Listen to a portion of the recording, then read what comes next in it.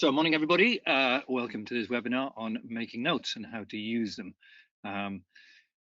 Hopefully it will be of use. If not, it's a useful distraction from lockdown. Good. All right. And so it's for the folks that are going on to become, or would like to become coaches and trainers.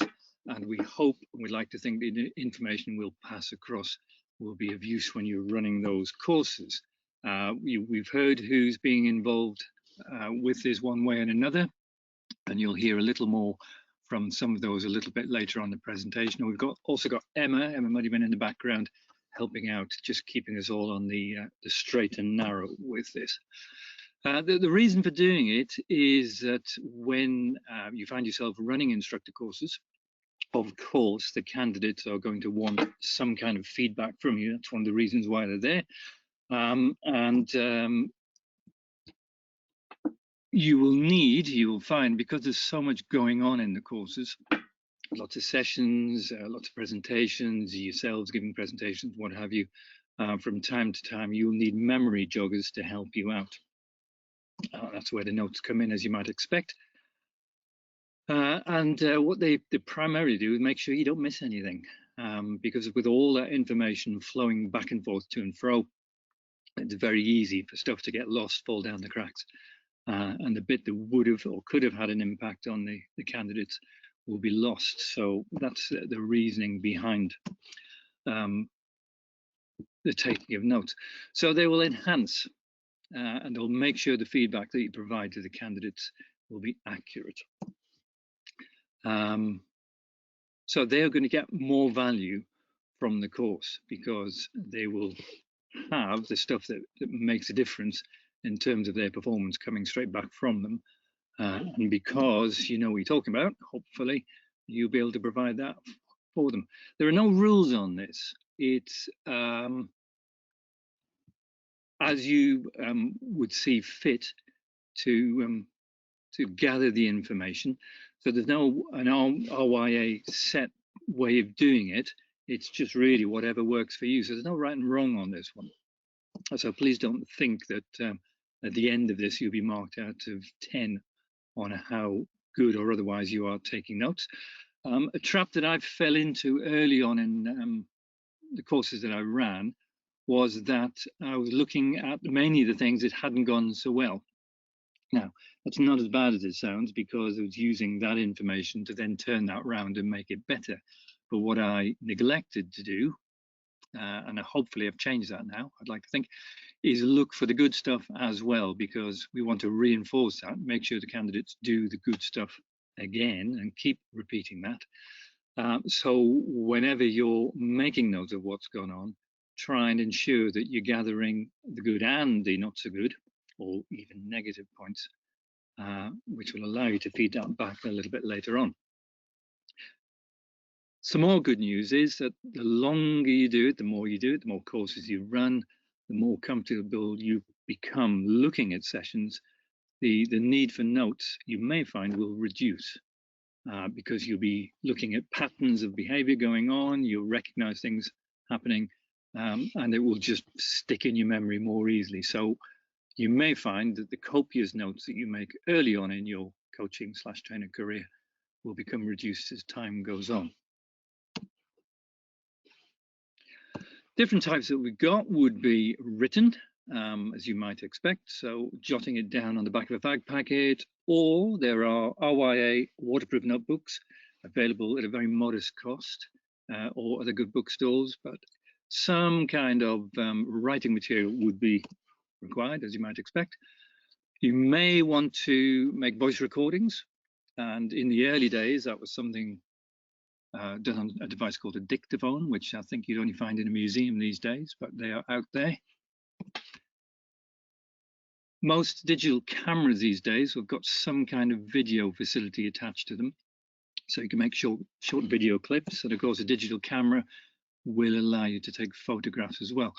The reason I've rushed through that a little bit is now that if you have a smartphone, then probably you're going to be able to do all three with that smart device, be it a phone, probably, or perhaps an iPad or a tablet. So these days, the techie side is much more catered for than it ever used to be.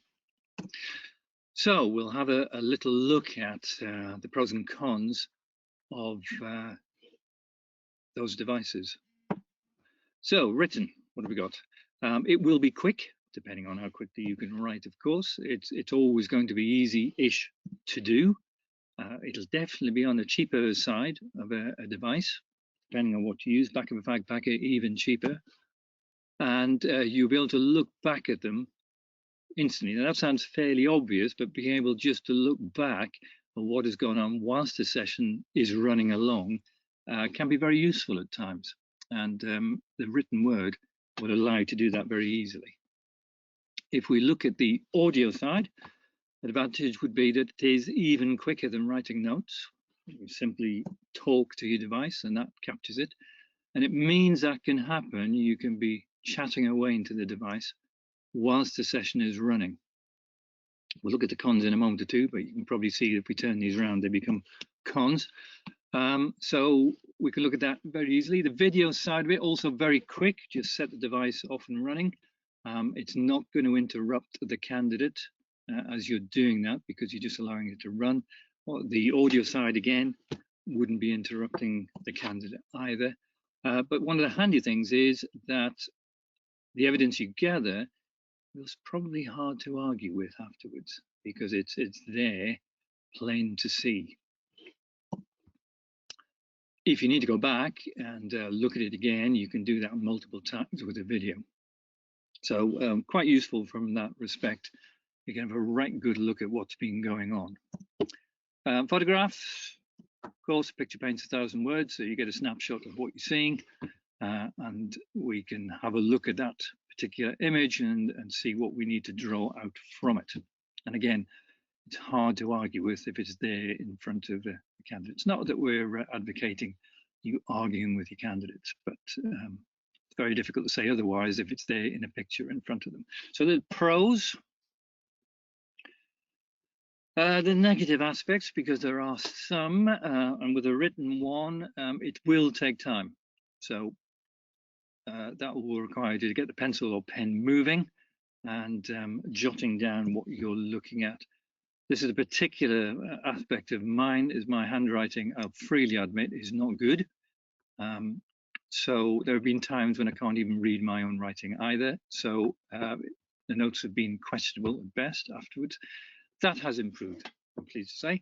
But whatever you write, you need to be able to read. And of course, it's only going to be your opinion as you write it down.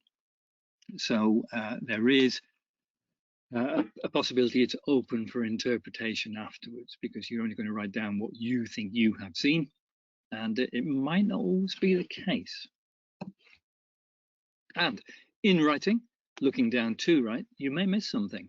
So it's not always possible to capture everything that's gone on with just the written word. So there are flaws with it. With the audio, prattling away in the background into a device may put the candidate off. So you'd have to bear that one in mind and make sure that when you were talking into it, probably obvious this one, but make sure that you're not disturbing what's going on, either the candidate or the other students, and it will capture everything that's said. So if there's some derogatory comments going on from either the other candidates or yourself about the session that happens to be going on, that will be captured. And I know there have been a few coaches who have been a little embarrassed by what the audio has picked up and then replayed at a later stage. And on that replay, to get that information back out of the device, it will need to be gone back through, and that is going to take some time to get to where you want to be, and then you'd have to note down the time sequence to be able to bring that back out if you are going to use it within the debrief. So that's all going to add to the whole wrap-up time and delivery if you're using an audio device. If we take that across to the video, we've all got very used to professional standard video these days, and we are at best enthusiastic amateurs when we're videoing situations. So I'm afraid some of that material can be lengthy and tedious.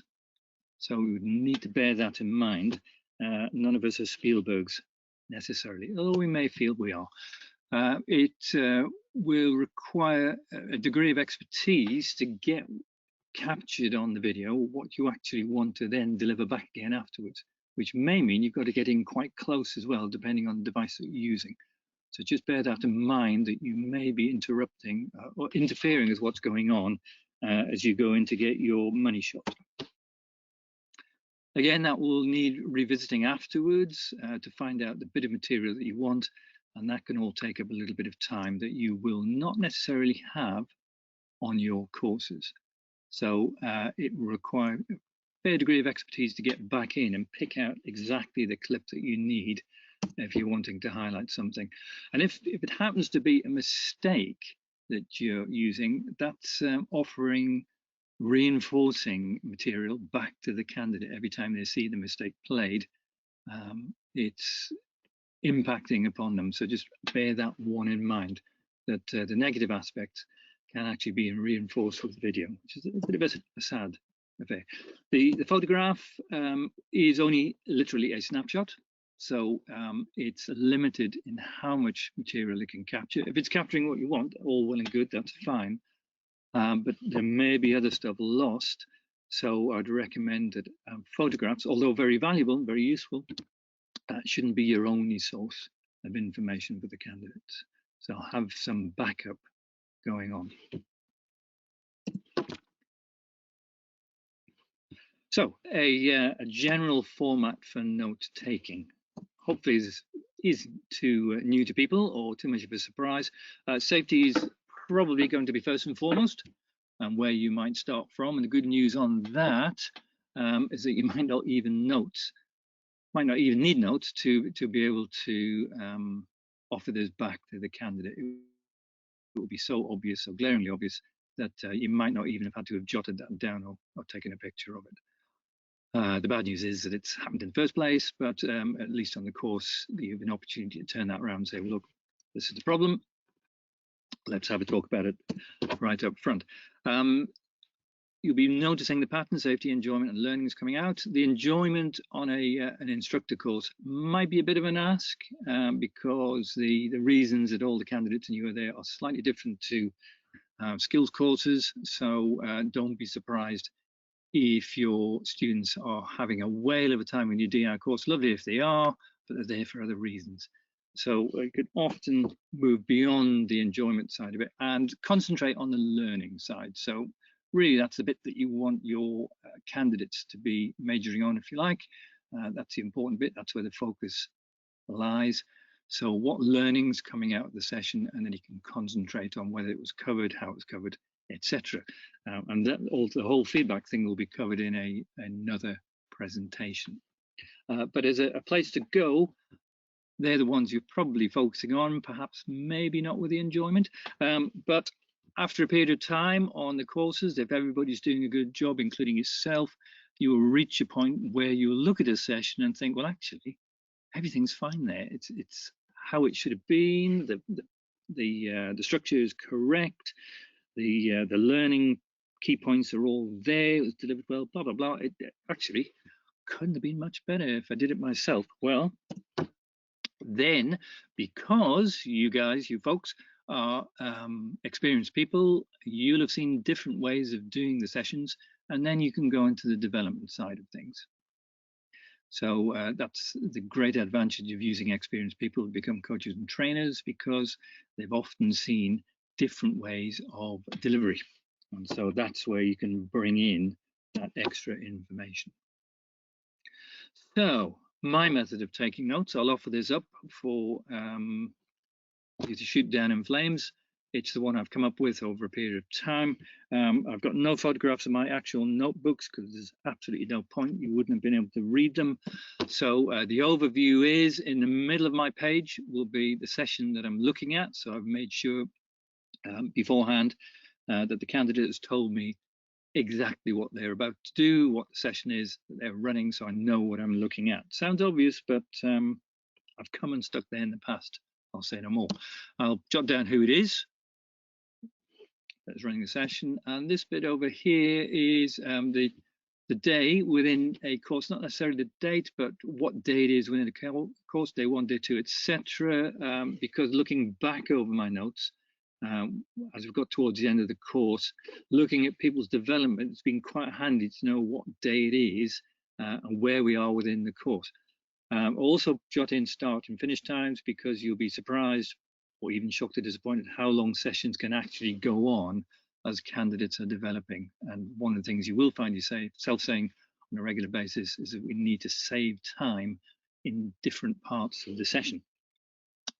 Then I'll get into what's gone on the session itself. So this will be the bulk of what's usually written down in my notebook. And for myself, I'll be jotting down the things that are going on within a session. In other words, I'll be putting in on a timeline, start to finish, what has happened, and it'll be a linear narrative. And that's useful for me when I look back, because it helps me decide on whether the structure itself was working or not. So I need to jot down just about everything that's happened. It is just the odd reminder note here and there. It's not verbatim. So anything relevant, good or bad, goes down. So that is quite a lot of writing, I'm afraid. If there's any bad points of a safety nature, they will get put into a separate box. Now, I don't put the box in there to begin with, but if there's a safety item, the box is created and the safety bit will go in there, because that is the bit that I'll definitely need to cover at the end of the session and the feedback, or maybe partway through the session if I actually have to step in and stop the session, which I'll try and avoid doing as far as possible, but it may happen. So the safety box is its own thing. The session goes on. I'm looking back over the points from time to time to see how they stack up. And then if there's anything I think, well, actually, I'm going to bring that up in the feedback, it'll get an asterisk, it'll get a number, it'll get an underlining, it'll get brackets, whatever will draw my eye back to it. And as the session is starting to wrap up, then before it's fully wrapped up, I'll be deciding on what points I am going to bring out. The good news is there's only usually ever 3. I don't always have to go for 3. We don't recommend you have to go for 3. It could be 2. It'd be nice if it's only 1, but 3 is the magic number on this one. And then, surprise, surprise, I'll create a box for that with my relevant points that I'm going to talk about. Hopefully, there'll be some good ones in there, but it might be the ones that will need greater attention. And then that would lead me into my review. So that is how my notebook would look, far more neat than it ever has in my entire career, but at least you can read it. Now, I think we're handing over to Ben, who's going to talk you through his probably superior method to mine. Perfect. So I've taken a huge gamble and actually taken a picture of one of my notebooks, and I'll point out straight away the type in the bottom left-hand corner is I must apologise, a bit like Lawrence, for the handwriting skills. So joking aside, obviously we kind of mentioned that our stuff needs to be legible. You can see here mine's only just possibly the right side of that line, but it was enough for me to make heads or tails of what I put for myself. So in a moment, I'm going to kind of break down onto slide the layout for this, but I kind of just wanted to show what I kind of done almost in anger, I suppose, through one of the sessions and what that meant. So what you'll be able to see on here, a little bit like Lawrence, and again, I'll pick this up on the cleaner slide in a moment, but at the top, we've got the session title. So this was on a powerboat training course. We've got holding off with the session. To the right of that, we've got the start time, finish time, and Jim's my instructor. And then what it appears to be, I think it'd be fair to say, is a random shopping list of words in no particularly apparent order, it would seem on this slide, of things. But ahead of every set of words there's just an indicator of for what I saw. I've got essentially four markers. So I've got some plus markers, I've got some minus or some subtraction markers, there's a few question marks, and then on this particular session, a few exclamation marks in there as well. So what that basically means to me is I can obviously, and it might seem fairly obvious, but obviously the plus things are good things. the minuses are either things that were missed or maybe weren't there in the, or delivered to the level that I would hopefully expect. Question marks are things where either I've not heard or understood, or what was delivered maybe wasn't clear at that time, but it definitely gives me something to focus my eye on. So if there's a question mark there, actually that's probably a question I need to ask that instructor candidate. So already, just from this fairly basic set of words, I'm starting to form an idea of what might need to be discussed. And then the exclamation marks, as you probably can't actually read what I've written there in the middle, but there's a few exclamation marks, and in between that there's proximity of other craft. So exclamation marks basically would draw my eye to something of a safety nature. So if I put this onto a slightly cleaner version of a slide, if I can just, I think I've lost control of that Rach for a moment there. Thank you very much.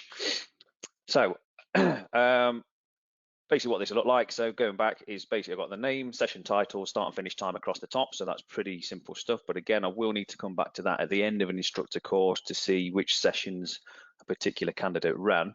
And then once those things are in format, the kind of 3 boxes that will go around the middle of the screen, you can see there now, if I kind of box off my list of words, what I've actually had was 3 columns, and I'll flick you back the slide to my notebook in a minute so you can compare this. But they're into the briefing, the content, and the debrief. So it also gives me the session timeline to focus on as well. So kind of divvying up. And if we think back to one of the sessions we had the other week where we were looking at the edicts kind of model, this clusters some of those things in the middle in terms of instruction and coaching, but I still have got those elements.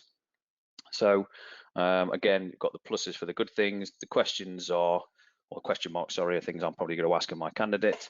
Exclamation marks for safety matters, and then the minus things, which are things that we either missed or definitely need developing there.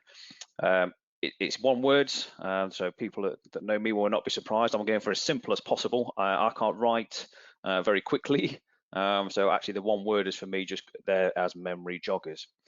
So just to make sure everybody is kind of still awake and has just about got to this point, what I'd like to do is actually ask a question to all of the people that are on this call. So looking at the session layout there, now I've explained that there are 3 columns. I don't know if I can just get this to go straight away. If I asked a question of, looking at that sheet there, so the briefing, the content, the debriefing,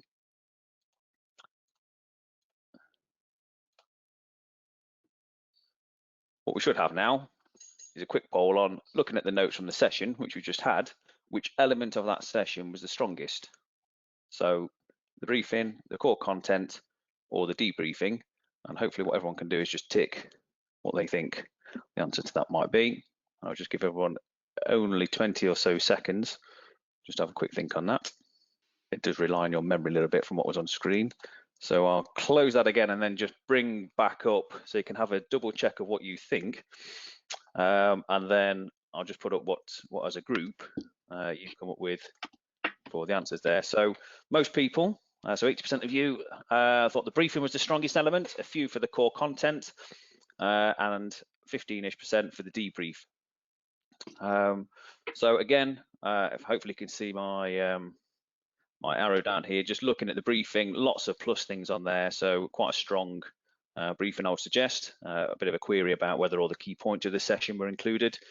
Quite a few minuses and question marks, and then this big issue about the other craft involved there. So there's a few issues to address within the core content, and then a bit of a mix of what it looks like is a positive debrief with lots of questions in there, but maybe didn't pick up some of the development issues, and it would seem that the idea of this other vessel that might have been around wasn't noticed either. So I would suggest that maybe quite quickly it brought my eye to the briefing was strong, but there's things to finish off there. So my the method I'm using, as much as it looked pretty scruffy in that notebook there, 4 simple things, plus, minus, question mark or exclamation mark, and divvied up into briefing, content, debrief, just gives me a quick version of being able to pick up where the strong bits were.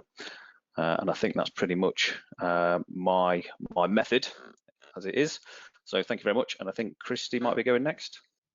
Firstly, hello everyone. I'm really sorry if there's some awful background noise going on. My next door neighbour appears to be going crackers with his chainsaw this morning.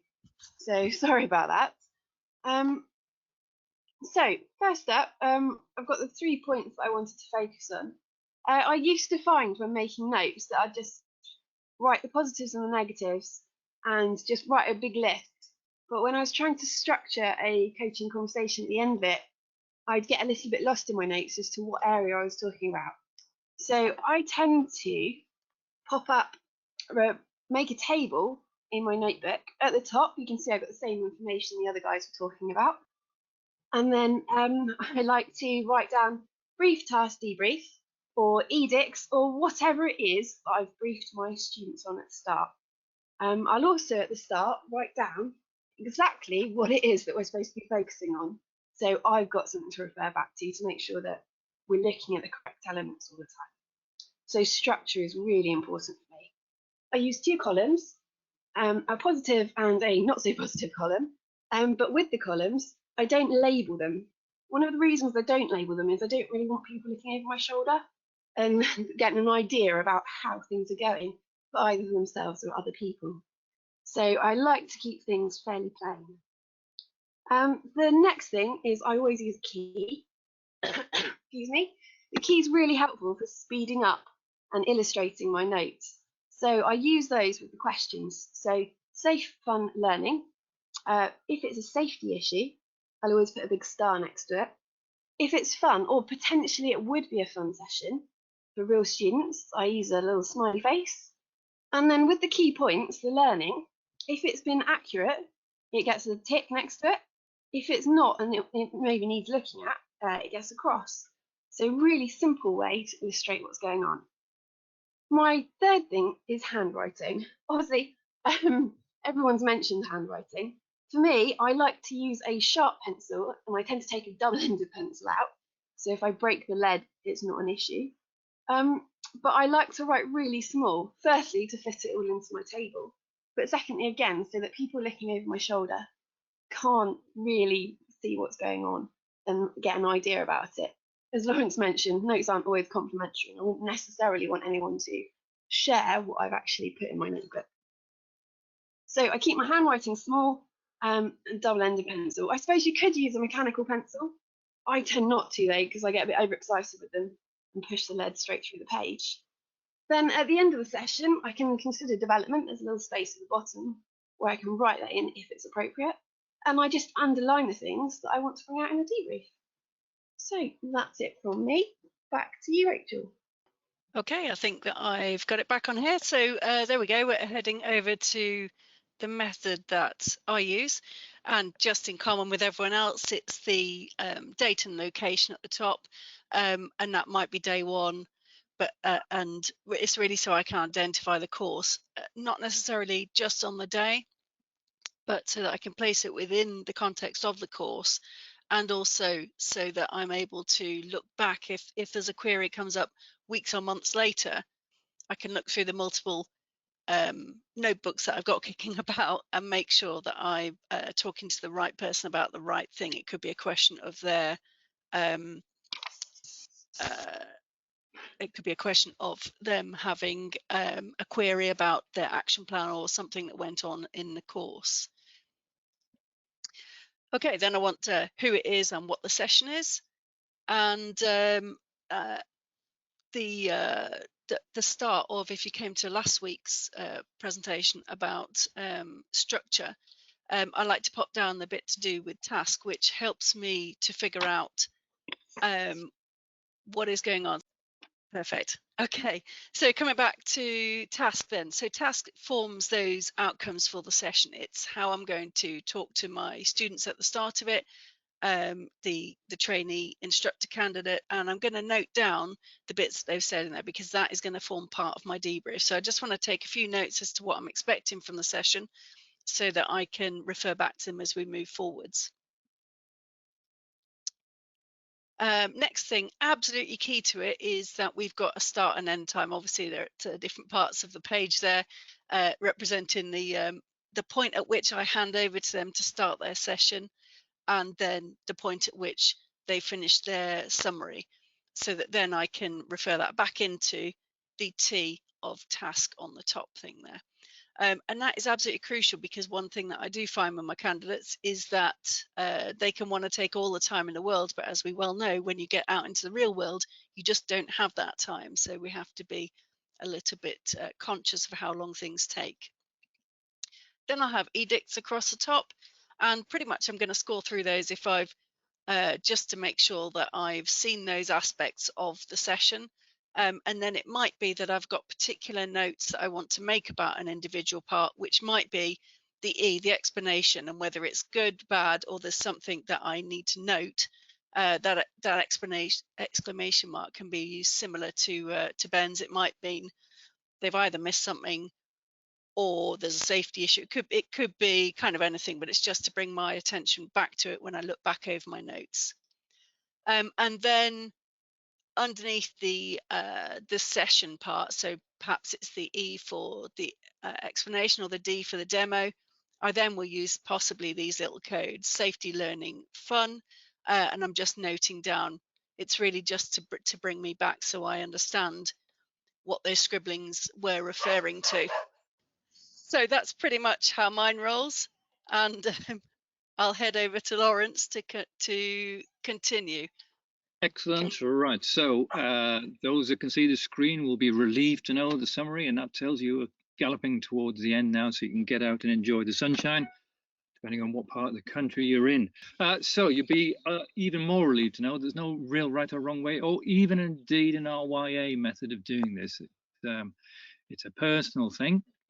It's up to you to choose really what you would prefer, and what you prefer will probably work best. So over time, you'll decide on what you're going to use, be it technical or otherwise. We've had input from 4 different coaches, 4 different methods.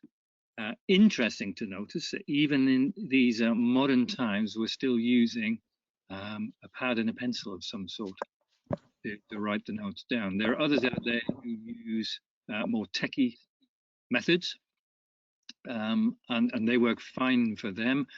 There's one particular coach who you may have heard of, a chap called Clive Grant, doesn't use any notes at all, ever. He still debriefs and runs his sessions perfectly effectively, but he's just got a mind that works in a way that he doesn't need to rely on notes. I can't do that even after all these years.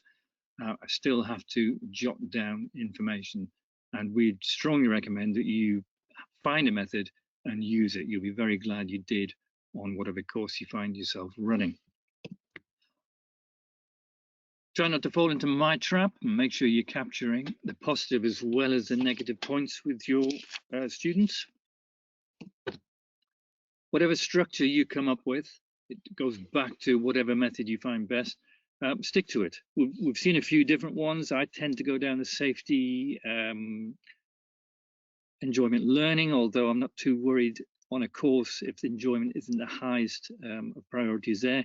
But we've seen edicts out there. It's a perfectly good method to stick to make sure they've covered all the bases. But there's PAMI, there's task. You might even get into a bit of KISS a little bit later on, but whatever structure you use, stick to it. It will pay benefits in the end. So that's the one I tend to use. Make sure though, before you give the feedback, and we'll talk about feedback in another presentation, another webinar, you prioritize your points. Try not to just do a full narrative of everything that's gone on. And some people have fallen into that trap in the past where they just go back through the entire session, start to finish, and you can imagine what that feedback session is like for the poor old candidate. So we want them to have maximum impact. So we need to prioritize the points within whatever information you've captured on whatever device or indeed piece of paper. So thank you very much. That is the end, apart from any questions that you may have.